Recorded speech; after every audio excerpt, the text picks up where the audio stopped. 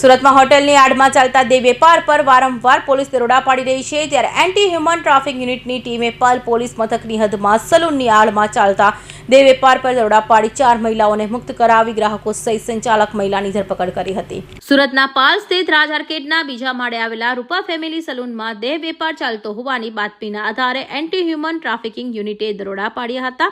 Police તપાસમાં સામે આવ્યું હતું કે સલૂનની સંચાલિકા રૂપાલી પવન જોગેન્દ્ર નાથ બિસ્વાલ દેહ વેપારનો ધંધો ચલાવતી હતી। પોલીસ તપાસમાં ખુલાસો થયો હતો કે એઝાઝ ખાન નામનો શખ્સ એજન્ટ તરીકે કામ કરતો હતો અને બહારથી ગ્રાહક મોકલતો હતો। સલૂનમાં હાજર 4 મહિલાઓ પાસે દેહ વેપાર આવતા હોવાની આશંકા પોલીસ તેઓના ત્યાંથી મુક્ત કરાવી સંચાલિકા રૂપાલી બિસ્વાલ સાથે ગ્રાહકો જયપ્રકાશ યાદવ અને અબ્બાસ ઉદિક શેખ તથા નારાયણસિંહ બગાડિયાની ધરપકડ કરી હતી, જ્યારે એજન્ટ એઝાઝ ખાન ભાગી છૂટતા વોન્ટેડ જાહેર કરાયો હતો।